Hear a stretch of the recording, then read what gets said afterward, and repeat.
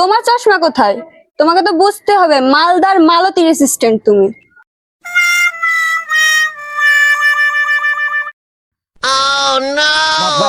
ভালো লাগে তোমায় বৌদি। হ্যালো বন্ধুরা, কেমন লাগলো আমাদের এই শিশু উপলক্ষটা? এই ভিডিওর নিচে একটা গঠনমূলক কমেন্ট আর 5টা রিপ্লে কমেন্ট চাই, সঙ্গে 50টা লাভ রিয়েক্ট। আমারে দাইয়া তোমরা একটু শেখো কিভাবে অল্প বয়সে ফেসবুক চালাইয়া কোটিপতি হওয়া যায়। বন্ধুরা, আজকের মতো বিদায়। আমার আদার শোনা দেখছি অনেক বেশি রোমান্টিক হয়ে যাচ্ছে। ভালো, আমাকে একটা হাপ্পি দাও তো।